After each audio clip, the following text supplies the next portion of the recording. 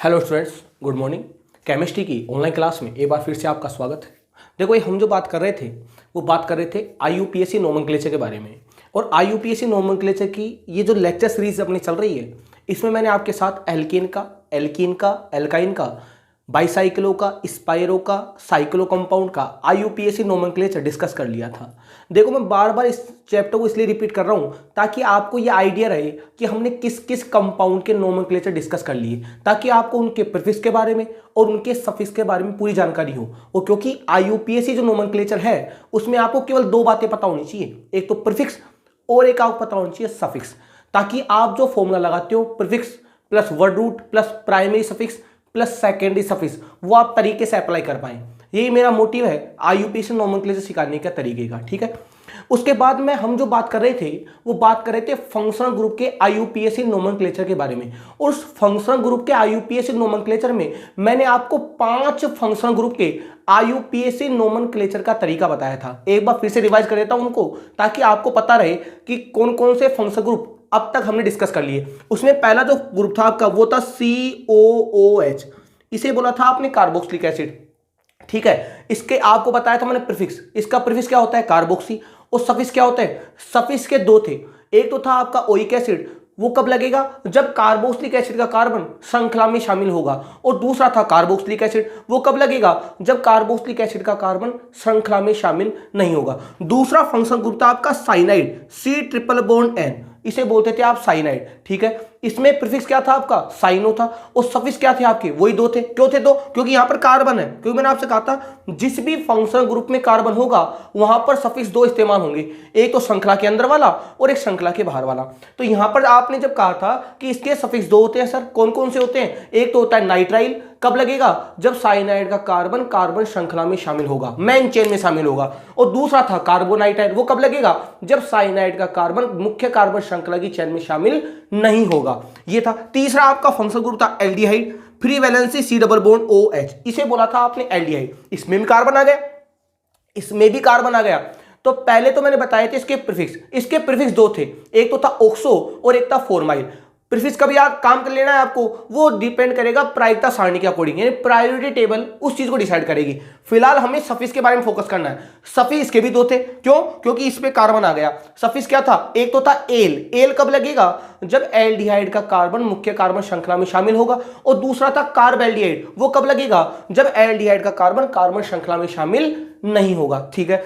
उसके बाद फोर्थ जो अपना फंक्शन ग्रुप था वो था सल्फोनिक एसिड। क्या था जी? वो था sulphonic acid, free valency H∠O free single bond OOH, इसे बोला था सल्फोनिक एसिड। अब यहां तो कार्बन नहीं है तो यहां प्रीफिक्स एक था इसका सल्फो, और सफिक्स भी इसका एक ही था सल्फोनिक एसिड। 4 इसका कर ली थी। फिर मैंने आपको 5 पढ़ाया था एस्टर। क्या पढ़ाया था? एस्टर क्या था? फ्री वैलेंसी COOR, ये था। बताओ यहां भी कार्बन है कि नहीं? तो मैंने आपसे कहा था इसका प्रीफिक्स तो होता ही नहीं है, मतलब ये कभी प्रतिस्थापी नहीं बनेगा। दूसरी बात क्या थी? इसके भी सफिक्स दो थे, एक तो था OH और एक था कार्बोक्सिलेट। OH कब लगेगा जब एस्टर का कार्बन कार्बन श्रृंखला में शामिल होगा, और दूसरा था कार्बोक्सिलेट, वो कब लगेगा जब इसका कार्बन कार्बन श्रृंखला में शामिल नहीं होगा। लेकिन मैंने आपको एक बात बताई थी कि जब भी आप एस्टर का IUPAC नोमेन कैसे करेंगे तो O से जुड़ा जो R है, ये जो आपका एल्काइल ग्रुप है, इसका नाम सबसे पहले आपको लिखना है। उसके बाद जो आप रूल लगाते हो P+W, मैं कहूंगा prefix plus word root plus primary suffix plus secondary suffix, उसके बाद आप अप्लाई करते थे। तो ये 5 फंक्शनल ग्रुप के IUPAC नोमेनक्लेचर अब तक मैं आपके साथ डिस्कस कर चुका हूं। तो मैं उम्मीद करता हूं आपको इन 5 फंक्शनल ग्रुप के बारे में पूरा आइडिया हो चुका होगा कि कार्बोक्सिलिक एसिड का कैसे करेंगे, साइनाइड का कैसे करेंगे, एल्डिहाइड का कैसे करेंगे, सल्फोनिक एसिड का कैसे करेंगे, एस्टर का कैसे करेंगे। देखो, इसमें आपको एक फायदा और है। फायदा क्या है? आपको नोमेनक्लेचर तो याद हो ही रहा है, इसके साथ साथ आपको यह भी पता लग रहा है कि कौन कौन से फंक्शन ग्रुप ऑर्गेनिक केमिस्ट्री में होते हैं। तो आपको अभी तक 5 के बारे में पता लग गया कि कार्बोक्सिलिक एसिड फंक्शन ग्रुप होता है, साइनाइड फंक्शन ग्रुप होता है, एल्डिहाइड फंक्शनल ग्रुप होता है, सल्फोनिक एसिड फंक्शन ग्रुप होता है, और एस्टर भी क्या होता है? Function group. आज मैं बात करूंगा इसके आगे वाले फंक्शन ग्रुप के IUPAC नोमेनक्लेचर के बारे में। तो अगला टॉपिक हमारा है तो टॉपिक नोमेनक्लेचर का ही, लेकिन अगला फंक्शन ग्रुप हमारा कौन सा होगा? देखिएगा भाई कि अगला फंक्शनल ग्रुप हमारा कौन सा है जिसका हमें पढ़ना है IUPAC नोमेनक्लेचर। देखिएगा भाई, तो आज हम डिस्कस करेंगे IUPAC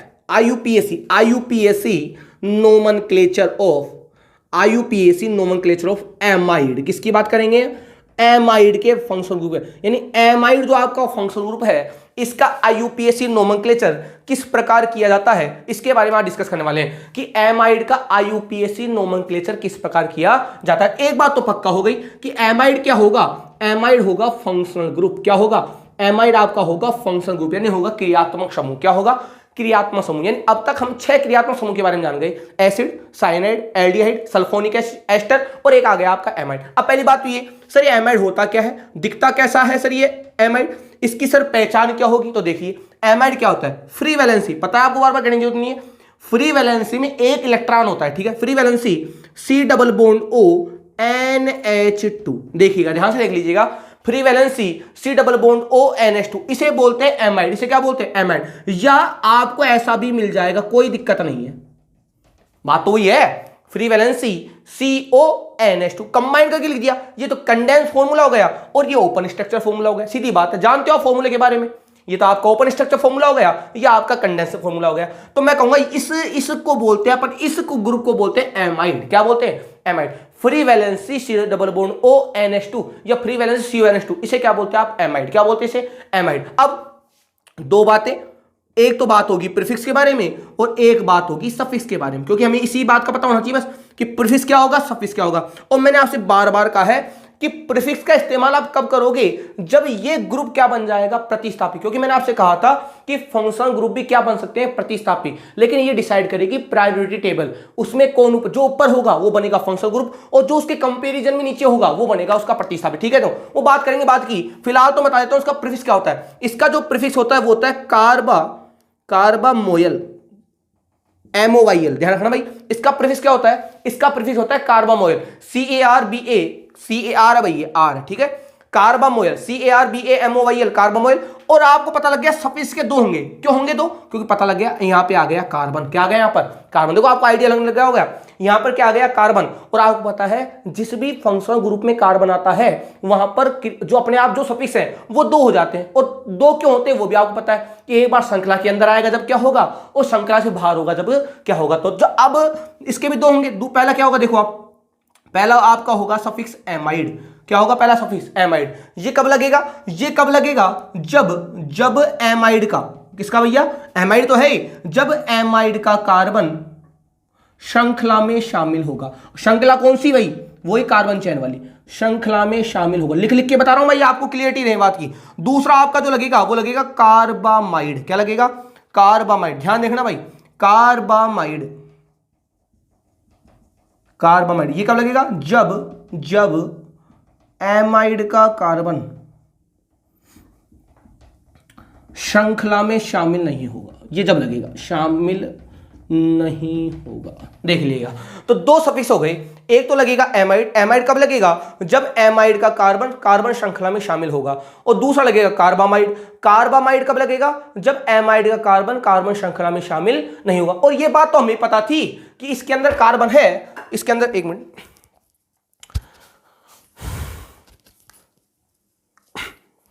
ये बात तो हमें पता थी कि इसके अंदर कार्बन है, और कार्बन होने की वजह से एक बार तो ये कार्बन श्रृंखला के अंदर शामिल हो सकता है। अगर श्रृंखला के अंदर शामिल होता है तो आप लगाएंगे एमाइड, और अगर ये श्रृंखला से बाहर होता है तो आप लगाएंगे कार्बामाइड। कार्बामाइड कब लगेगा, जब एमाइड का कार्बन श्रृंखला से बाहर होगा।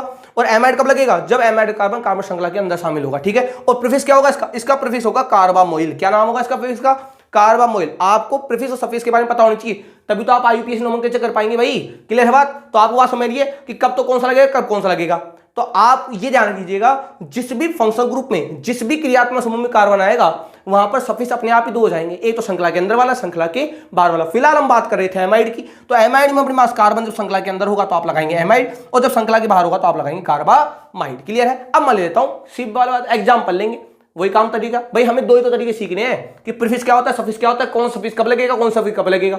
उसके बाद लगाओगे आप जो फॉर्मूला लगेगा, उसके बाद आप एग्जांपल ले लेंगे, आपका नोमेनक्लेचर अपने हाथों में आ जाएगा। तो लगातार ऐसी प्रैक्टिस करते जाओगे तो नाम लिखना तो बिल्कुल आपके लिए सिंपल हो जाएगा भाई। देखो भाई, एग्जांपल लेता हूं मैं, अब मैं ले लेता हूं एग्जांपल। तो यहां तक की बात तो शायद आपने नोट कर ली होगी। अब एग्जांपल देखिएगा, जैसे मान लो मैंने एग्जांपल ले लिया ये वाला, देखिएगा आप एग्जांपल, ये ले लिया मैंने, बात समझ रही है आपको। ये लिख लो, ये लिख लो, बात तो ये पता है ना आपको, ये क्या है, बॉन्ड लाइन फॉर्मूला है। ये क्या है आपका CH3 है, दिख रहा है साफ साफ आपको। ये क्या है आपका कार्बन है, डबल बॉन्ड O है, और ये आपका NH2 है।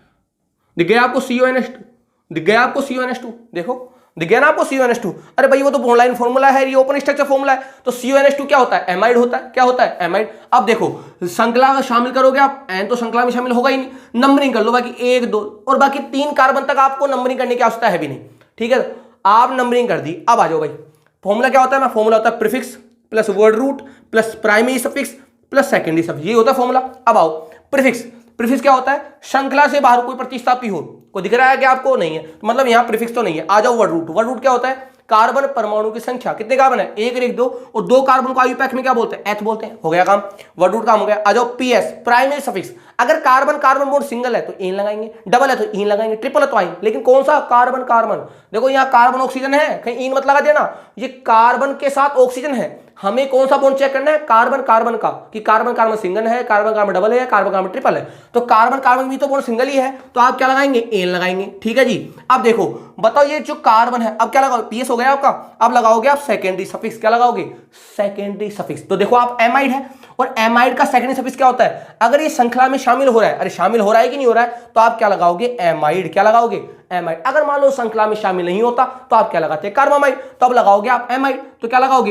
एमाइड। और आपको पता है दो स्वर कभी भी एक साथ नहीं आते। देखो आप यहां पर ई है और यहां पर ए है, बताओ 2 स्वर एक साथ आ रहे हैं कि नहीं आ रहे? और अगर 2 स्वर एक साथ आएंगे तो आगे वाले स्वर को हम काट देंगे, तो क्या बनेगा? एथ एन, ई हट जाएगा आपका और आ जाएगा एमाइड। या आप इसे ऐसे लिख दो, एथ एन 1 पे, भाई 1 पे है ना एमाइड, 1 एमाइड। बाकी आप चाहे ऐसे लिखो, दिक्कत नहीं है। वो ओल्ड IUPAC है, ये मॉडर्न IUPAC है, तो आपको 3 कार्बन तक नंबरिंग करने की आवश्यकता नहीं है।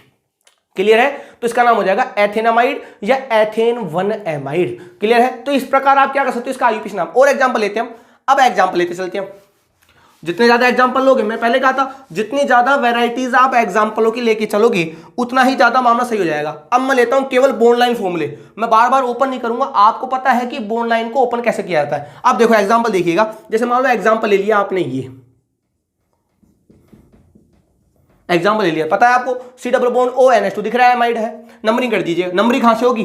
पहले प्रायोरिटी किसको मिलेगी? फंक्शन ग्रुप को, फिर डबल को, फिर ट्रिपल को, फिर सब्स्टिट्यूएंट को। तो डबल 1 2 3, बताओ श्रृंखला में शामिल हो रहा है कि नहीं हो रहा? हो रहा है।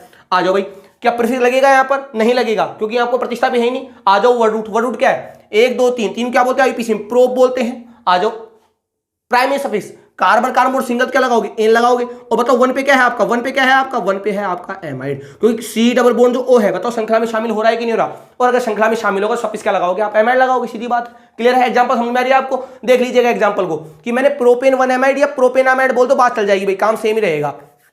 क्योंकि वर्ड रूट में 3 कार्बन है तो मैंने बोल दिया प्रोप, सैचुरेटेड बॉन्ड है तो एन लगा दिया, और 1 पे आपका कौन है? C डबल बॉन्ड ONH2, और C डबल बॉन्ड ONH2 के सफिक्स 2 थे, एक एमाइड था। कब लगेगा एमाइड? जब एमाइड का कार्बन कार्बन श्रृंखला में शामिल होगा। और कार्बामाइड कब लगेगा? जब एमाइड का कार्बन कार्बन श्रृंखला में शामिल नहीं होगा। लेकिन एमाइड का कार्बन तो कार्बन श्रृंखला में शामिल हो रहा है, इसका मतलब क्या होगा? इसका मतलब ये होगा कि आपका जो सफिक्स लगेगा वो लगेगा एमाइड। और एमाइड कौन सी पोजीशन पे? 1 पे, तो हमने लिख दिया इसका प्रोपेन 1 एमाइड। क्लियर है बात? समझ में आ रही है आपको? दूसरा एग्जाम्पल लीजिएगा।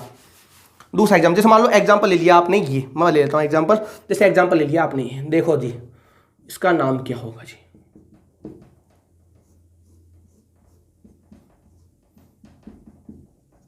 देखो इसका नाम क्या होगा? देखो लंबी से लंबी श्रृंखला का चयन करना है। ये कार्बन ही आपको दिख रहा है, आपको सब कार्बन ही है, तो आप नंबर निकल लिए। लंबी लंबी श्रृंखला यही होगी। अरे नाइट्रोजन थोड़ी काउंट करोगे, नाइट्रोजन श्रृंखला में काउंट थोड़ी होता है। नंबरिंग कर लो आप। नंबरिंग कहां से करोगे? फंक्शन ग्रुप से। चाहे नंबरिंग यहां से करो, यहां से, दोनों फंक्शन ग्रुप सेम ही है। 1 2 3 4 5 हो गया काम। आ जाओ भाई, कोई प्रतिष्ठा भी दिख रहा है क्या? लगा लेता हूं मैं, मेरी इच्छा से लगा लिया। मान लो मैंने यहां लगा दिया डंडा, पता है ना क्या है डंडा? ये डंडा क्या है? ये प्रतिस्थापी है। कौन सी पोजीशन में? 3 पे। तो आप क्या लिखोगे भाई? 3 पे कौन है? 3 पे आपका मिथाइल, तो आप लिखोगे 3 पे कौन है आपका? 3 पे आपका है मिथाइल। ठीक है जी, पी का काम हो गया। अब आ जाओ वर्ड रूट। वर्ड रूट में कितने कार्बन है? 5। 5 को क्या बोलते हैं? IUPAC में पेंट बोलते हैं। हो गया काम। आ जाओ primary suffix, carbon carbon bond single क्या लगाएंगे आप? एन लगाएंगे। अब आ जाओ आप 1 पे और 5 पे, कितने पे है? 1 पे और 5 पे कितने हैं? 2 के लिए लगाओ डाई। अब बताओ कार्बन श्रृंखला में शामिल हो रहा है कि नहीं हो रहा? हो रहा है, तो सफिक्स क्या लगाओगे आप? एमाइड। क्या लगाओगे? एमाइड। अब देखो विद्यार्थी दिक्कत क्या आती है कि सर यहां भी आई था, यहां भी ए था, यहां भी तो सर 2 स्वर एक साथ थे, फिर आपने आगे वाले कैंसिल क्यों नहीं किया? ध्यान रखना, संख्यावाची शब्दों में, ये संख्यावाची शब्द तो है, संख्यावाची शब्दों में कभी भी जो आपके जो वोवेल्स वाला नियम है, जो स्वर का नियम है, वो लागू नहीं होगा। संख्यावाची शब्दों में कभी आप कैंसिल नहीं करोगे। अरे सोचो, अगर आपने इस आई को काट दिया तो क्या बन जाएगा, ये तो ये बन जाएगा। ये कुछ होता है क्या, डामाइड कुछ होता है क्या, कुछ भी नहीं होता भाई, ये गलत हो गया। तो आपको संख्यावाची शब्दों में वोवेल का यूज नहीं करना है, ठीक है। तो नाम होगा इसका डाई एमाइड। 1 5 1 पे है, 5 पे है, कौन, 2 डाई हो गए और श्रृंखला में शामिल तो लगा दोगे आप एमाइड। क्या नाम हो जाएगा इसका, इसका नाम हो जाएगा 3 methyl pentane 1,5 diamide. Clear है बात मेरी आपको। और देखो एग्जांपल देखो आप, एग्जांपल से ज्यादा क्लियरिटी आती है जी भाई। देखो एग्जांपल ले लो, जैसे एग्जांपल ले लिया मैंने, ये एग्जांपल ले लिया मैंने ये वाला। देखो भाई ये एग्जांपल ले लिया कि बताओ इसका आईयूपीएसी नाम क्या होगा। तो देखो भाई साइक्लो कंपाउंड दिख रहा है साफ साफ हमें, साइक्लो कंपाउंड है। नंबरिंग कहां से होगी, पहले प्रायोरिटी किसको मिलती है, फंक्शन ग्रुप को। तो फंक्शन ग्रुप आपका यही है, दिख रहा है ना आपको, सी डबल बॉन्ड NH2। और ये क्या है, फंक्शन ग्रुप ही तो है। नंबरिंग 1 2 3 4 5। अब ये क्या बन गया, प्रतिस्थापी बन गया। कौन है, CH2CH3 इथाइल है। तो आप लिखोगे 2 पे कौन है आपका, 2 पे आपका है इथाइल। हो गया काम फ्री प्रीफिक्स का। अब आपको पता है जब भी साइक्लो कंपाउंड को आप आईयूपीएसी नोमेनक्लेचर करते हैं तो वर्ड रूट से पहले क्या लिखते हैं, साइक्लो। तो लिखना पड़ेगा आपको साइक्लो। अरे बताया था ना भाई, ये तो बार बार लिख रहे हैं हम। अब आ जाओ, कितने कार्बन है, 6 को क्या बोलते हैं आईयूपीएसी में, हेक्स बोलते हैं। सारे बॉन्ड सिंगल है तो एन बोलो। अब देखो 1 पे बताओ क्या है, सी डबल बॉन्ड ONH2। बताओ क्या सी डबल बॉन्ड ONH2 का जो कार्बन है श्रृंखला में शामिल हो रहा है क्या, नहीं हो रहा है। तो आप सफिक्स कौन सा लगाओगे, एमाइड लगाओगे या कार्बामाइड लगाओगे, आप लगाओगे कार्बामाइड, क्योंकि कार्बन श्रृंखला के अंदर शामिल नहीं हो रहा। तो आप लिख दोगे 1 पे कौन है आपका, कार्बामाइड। ये लो जी, आईपी नाम तैयार हो गया। नाम क्या हो गया, 2 इथाइल साइक्लोहेक्सेन 1 कार्बामाइड। क्या नाम हो जाएगा, 2 इथाइल साइक्लोहेक्सेन 1 कार्बामाइड। देख लीजिएगा आप आईपीएसी ने, ठीक है। एग्जांपल नोट करते रहिएगा कॉपी के अंदर, एग्जाम्पल आप कॉपी के अंदर नोट करते रहिएगा, क्योंकि मैं तो रैंडमली एग्जाम्पल बना के लाता हूं ताकि आपको हर तरह का एग्जाम्पल समझ में आ जाए, हर तरह के एग्जाम्पल की आपको प्रैक्टिस हो जाएगी। देखो अगर मान लो आपको ये पूछा हुआ है कॉम्पिटिटिव एग्जाम में कि बताओ इसका आईयूपीएसी नाम क्या होगा, दिख रहा है आपको CONH2। मैंने कहा था आपको कि आपको कंबाइंड के रूप में भी दे सकता है वो, तो आप समझ जाना CONH2 क्या होता है, बताया तो था भी। ये लिखो चाहे आप ये लिखो, बात एक ही है भाई। ये क्या है, ओपन स्ट्रक्चर, ये क्या है, कंडेंस फॉर्मूला। दिख रहा है आपको साफ साफ एमाइड है, दिख रहा है साफ साफ क्या है, एमाइड। अब आ जाओ नंबरिंग कर दो, दोनों ही फंक्शन ग्रुप है, कहीं से नंबरिंग कर दो आप। तो 1 2 3 4 5 6। आ जाओ भाई, कोई प्रतिस्थापी दिख रहा है क्या, नहीं, ये दोनों ही क्या है, क्रियात्मक समूह। तो प्रतिस्थापी होगा ही नहीं, तो पी कैंसिल हो गया। वर्ड रूट कितने कार्बन, 6 को बोलेंगे हेक्स, सिंगल बॉन्ड लगा देंगे एन, और 1 पे और कितने पे, 4 पे, कितने हैं, 2 के लिए क्या लगाओ, डाई। अब बताओ श्रृंखला के अंदर शामिल हो रहा है क्या, नहीं हो रहा है, तो क्या लगाओगे आप, कार्बामाइड। ये लो जी, कितना टाइम लगा लिखने में। अगर आपको प्रीफिक्स और सफिक्स पता है तो नाम लिखने में मुश्किल से मुश्किल 2 या 4 यानी मुश्किल से मैं कह सकता हूं 30 से 35 सेकंड के अंदर आप लिख दोगे इसका आईयूपीएसी नाम कैसे। कोई दिक्कत वाली बात नहीं होती आईयूपीएसी नाम लिखना भाई, बस आपको सफिक्स के बारे में और प्रीफिक्स के बारे में आइडिया होना चाहिए। ये लो भाई एग्जाम्पल, क्लियर है एग्जाम्पल। और दूसरा एग्जाम्पल देखना भाई, एग्जाम्पल लिख लीजिएगा कॉपी के अंदर, ध्यान भाई इस बात का, ताकि आपको पता रहे कि सर ने कौन कौन से एग्जाम्पल हमें नोट करवाए थे। देखो भाई, जैसे मान लो मैं एग्जाम्पल लेके आ गया, ये वाला दिख रहा है साफ साफ आपको, ये क्या है, बाईसाइक्लो कंपाउंड है। ये रिंग मैंने मान ली A और ये भी रिंग मान ली मैंने B। और आपको पता है जब भी बाईसाइक्लो कंपाउंड का आप आईयूपीएसी नोमेनक्लेचर करते हैं तो नंबरिंग कहां से स्टार्ट होती है, ब्रैड्स कार्बन से। इस कार्बन से नंबरिंग स्टार्ट होगी। अब नंबरिंग दूंगा मैं यहां से दूंगा क्योंकि पास में यही पड़ेगा। अब कहां बढ़ोगे आप, जब भी बाईसाइक्लो कंपाउंड का नाम करते हैं तो नंबरिंग कहां से करते हैं, बड़ी वाले से। तो एक के बाद मिलेगा 2 3 4 5 6 7 8 9। हो गया काम। आ जाओ भाई, लिखो नाम। सबसे पहले क्या लिखोगे, पहले प्रतिस्थापी। तो प्रतिस्थापी यहां कोई है ही नहीं, तो पहले क्या लिखोगे, फिर आप लिखोगे बाईसाइक्लो, लगाओगे ब्रैकेट। बड़ी वाले में कितने हैं, 1 2 3 4, इनको तो गिनेंगे नहीं। छोटी में कितने हैं, 1 2 3, इसको तो गिनेंगे नहीं। और बीच में कुछ है क्या, नहीं है, 0। 4.3.0 हो गया। आ जाओ, वर्ड रूट कितने का, नो को क्या बोलते हैं, नॉन बोलते हैं। सैचुरेटेड एन लगा दोगे, नॉन एन हो गया। अब देखो 2 पे, कहां पर, 2 पे कौन है, सी डबल बॉन्ड OH2। क्या श्रृंखला में शामिल हो रहा है, नहीं हो रहा है, तो क्या लगाओगे, कार्बामाइड। ये लो जी, ये नाम तैयार हो गया कि बाईसाइक्लो 4.3.0 नोनेन 2 कार्बामाइड। क्या नाम हो जाएगा, बाईसाइक्लो 4.3.0 नोनेन 2 कार्बामाइड। ये हो जाएगा इस कंपाउंड का आईयूपीएसी नोमेनक्लेचर। क्लियर है बात समझ मेरी आपको। अगला एग्जांपल देखिएगा, अगला एग्जांपल देखो। जैसे मान लो एग्जांपल ये, एग्जांपल मान लो ये ले लिया।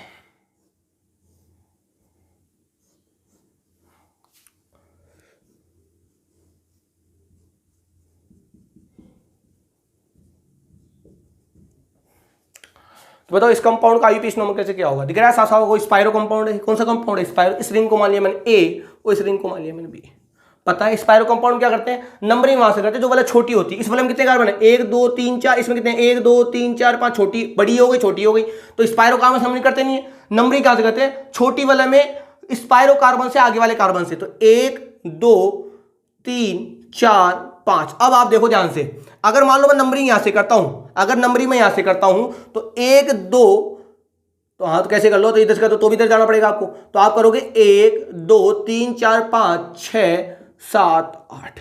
देखो आपका 8 पे प्रतिस्थापी आ रहा है कि नहीं आ रहा? कौन है 8 पे? मिथाइल। तो क्या लिखोगे आप लिखोगे 8 पे कौन है आपका? मिथाइल है। ठीक है, अब स्पाइरो कंपाउंड पहले क्या लिखना पड़ेगा आपको? स्पाइरो। और बताया था लगाया गया ब्रैकेट, छोटी वाले में उपस्थित कार्बन परमाणु संख्या किसको छोड़कर? स्पाइरो कार्बन को छोड़कर। तो 1 2 3, ये लो जी 3 डॉट। इसमें कितने? 1 2 3 4। इसको काउंट ही नहीं करेंगे, हो गया काम। आ जाओ वर्ड रूट कितने कार्बन? 8 को क्या बोलते हैं? ऑक्ट बोलते हैं। सारे बोर्ड सिंगल है तो एन लगा दोगे। और आपका 5 पे कौन है आपका? कार्बामाइड।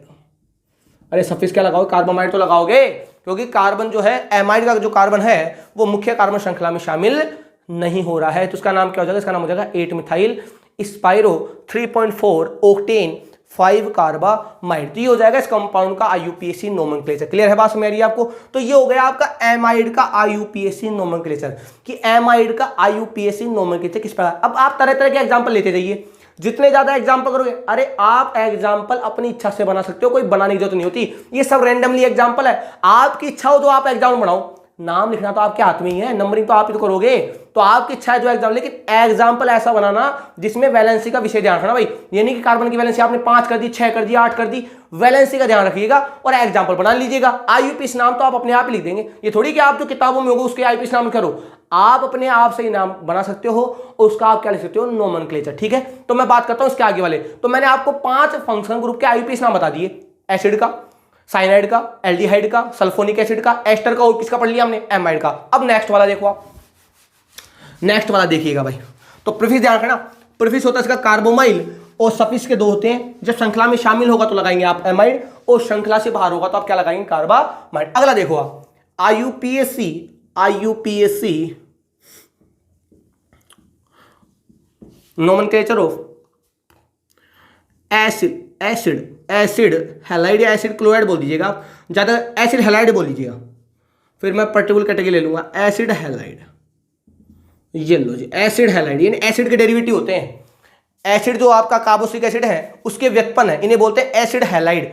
एसिड हैलाइड जो आपका कार्बोक्सिलिक एसिड है ना भाई, ये आपका जो कार्बोक्सिलिक एसिड है, देखो बता दूं मैं आपको होता क्या है, इसे बोलते हो आप कार्बोक्सिलिक एसिड। बाकी 12th के अंदर ऑर्गेनिक केमिस्ट्री में डिटेल में पढ़ेंगे इनको हम, 12th की ऑर्गेनिक केमिस्ट्री में हम इनको डिटेल में डिस्कस करेंगे, कोई दिक्कत नहीं आएगी आपको वहां पर। कार्बोक्सिलिक एसिड है, ये आपका कार्बोक्सिलिक एसिड है। अगर इस कार्बोक्सिलिक एसिड से, अगर मान लो इस कार्बोक्सिलिक एसिड से मैं -OH हटा दूं, इस OH को उठा दूं और यहां जोड़ दूं प्लस का Z, लेकिन इसके लिए फिलहाल तो इसके लिए बात कर लूं मैं, यहां से हटा दिया मैंने माइनस का OH, इस OH को उठा दिया और यहां पर लगा दिया प्लस का X। क्या लगा दिया? X। यहां पर X क्या है? यहां पर X है हैलोजन। हैलोजन क्या होती है? फ्लोरीन, क्लोरीन, ब्रोमीन और आयोडीन। इसको जोड़ दिया, चारों को जोड़ दिया। किसको जोड़ दिया? तो मैं लगा दूंगा क्या बन जाएगा? Free valence C double bond OX।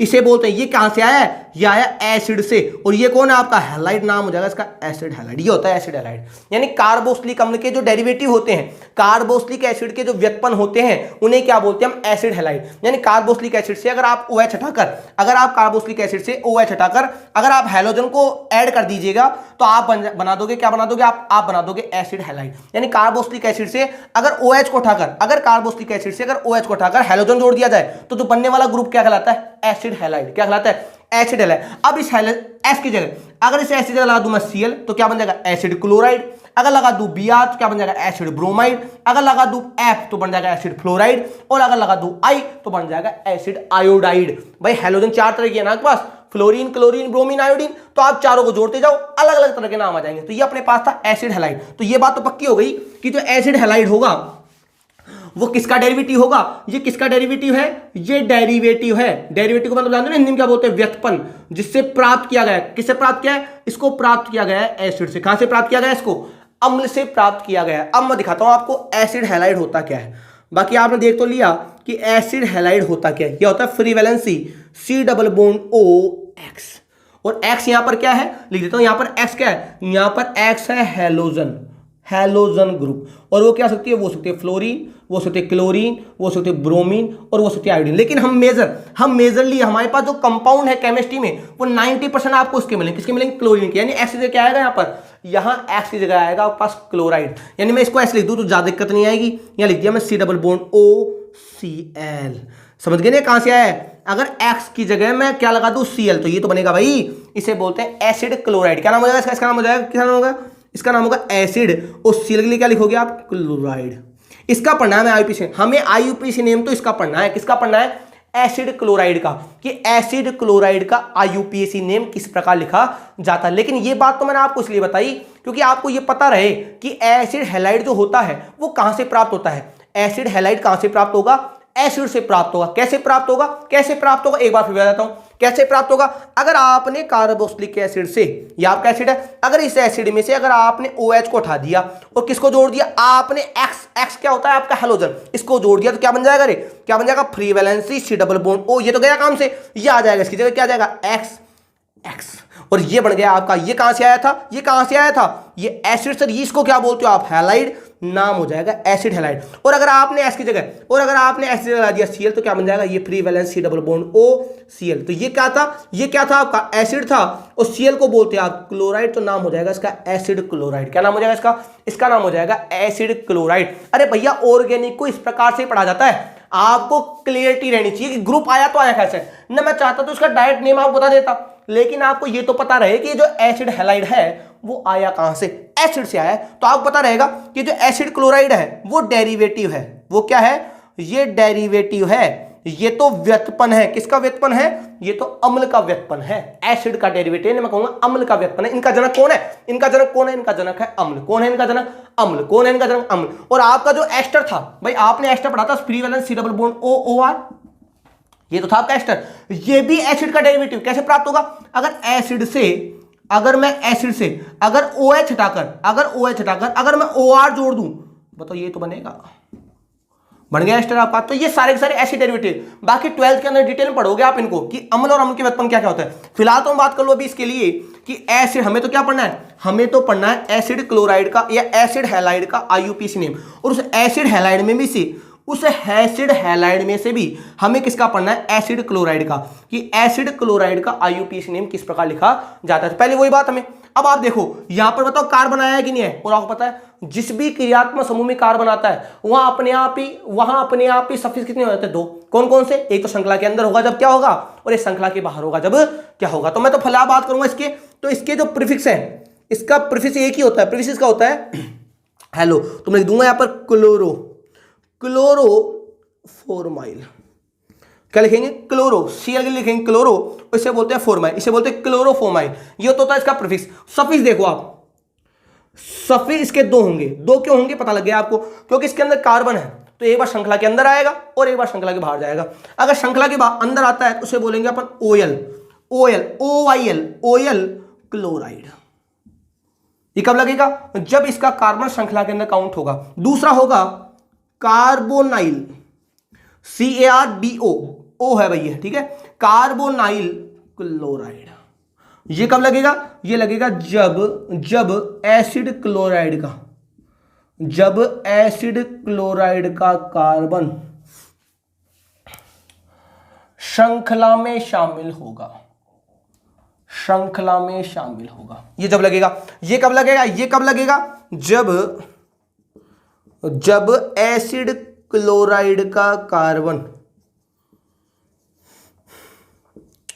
श्रृंखला में शामिल नहीं होगा।